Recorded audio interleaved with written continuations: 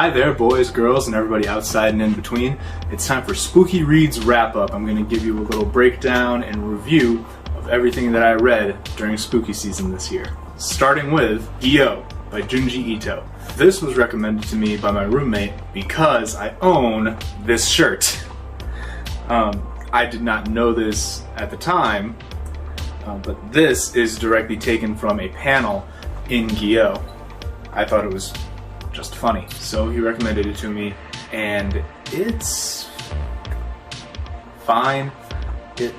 I'll be honest with you, this is my least favorite of the Itos that I've read, which is not all of his work, but a fair amount. Basic story is that fish begin to walk on land, and everywhere that they go, they're just mindlessly destroying everything, and they are followed by the stench of death.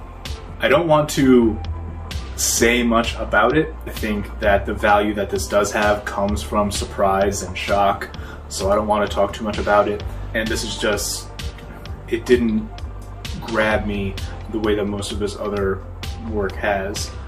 It still has his very trademark art style. So if you're into body horror, if you're into the grotesque, this is something that might appeal to you. It just didn't really engage with me the way that I was hoping it would.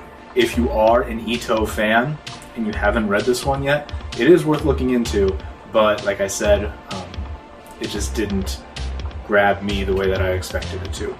And if you have not read Ito before, I would not recommend this one to start with. Gyo is a 3 out of 5. After Gyo, I continued with some Junji Ito, and this time, Remina. This is a shorter work of his. Since it's a manga, you can get through it in probably a day. It's about this planet from another dimension that mysteriously enters our universe. And as it's being tracked, people notice that it's making its way towards Earth. And the scientist who discovers it named it after his daughter, Remina, and people start to blame the scientist and his daughter for this planet being on a collision course to Earth. You get into the evil of humans, which is something I've always found really interesting. There's a mob mentality, which can go either well or poorly. We've seen various examples of each. I thought it was done well in this. This focuses more on cosmic horror, things that the human mind just has difficulty comprehending, which is something I'm very interested in, so I enjoyed this a lot. Remina, for me, earns a 4 out of 5. I kept the Junji Ito train rolling pretty well this spooky season. The next thing I read was Tomi. This is a story about a girl who is so beautiful that every man that meets her immediately falls in love and is obsessed with her. However, those men also eventually end up killing her. And she just comes back again and again. Every time that she is killed, no matter how brutally, no matter how her body is broken down, she always comes back.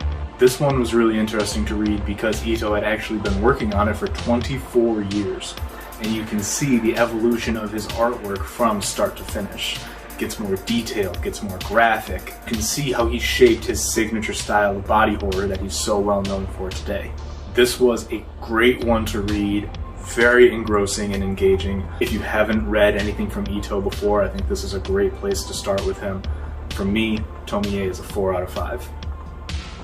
After Tomi took a small break from mangas, got back into novels, this time with Stephen King's Pet Sematary. This story has been around for a long time. If you're watching this, you probably know of it already.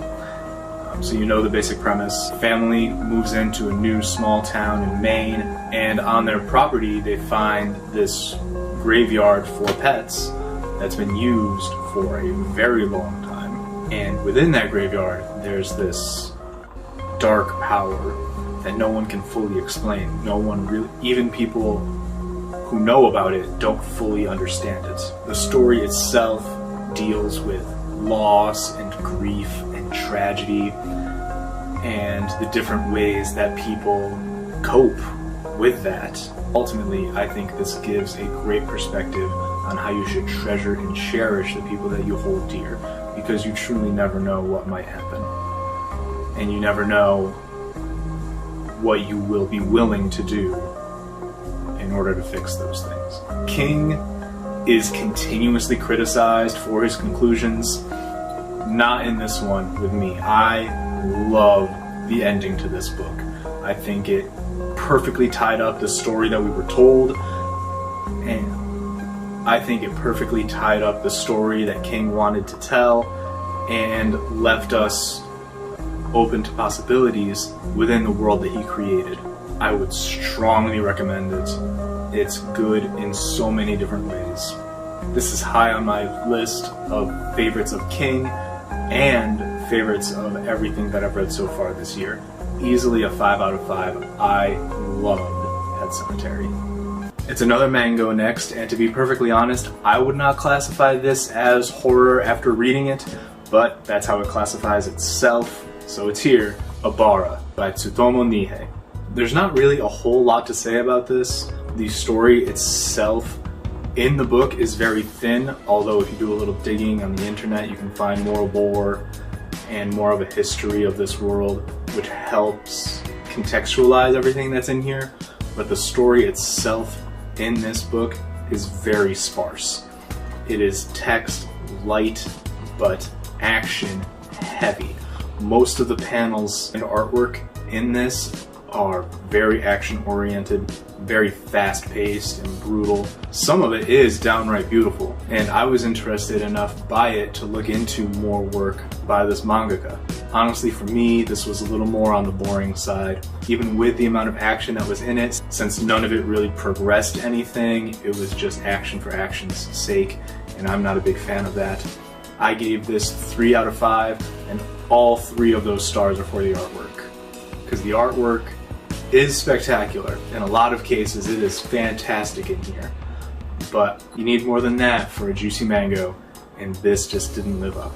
And lastly, I personally would never finish a spooky season without at least something by Lovecraft, so I broke this bad boy out and read whatever short story just happened to come up. Unfortunately for me, this year that story was A Reminiscence of Dr. Samuel Johnson. I said short story, to be more accurate, it's a long poem. I did not know going into it that it was not horror at all. Can't blame the book for that, that's on me. And it's a fine story for what it is, dealing with age and classism and social standings, just not what we were looking for during spooky season. I wouldn't say there's enough substance in this story to give it a rating. It's fine, it's in here, it's worth your time if you already have the story, but it's not anything worth seeking out. So that's everything that I read for spooky season this year. My least favorite was Herebara. My most favorite by a wide margin was Pet Sematary. Thank you so much for watching. Please get in the comments, let me know some of your favorite scary books or mangoes. If you enjoyed the video, leave a like, subscribe if you haven't already, and I'll see you next time.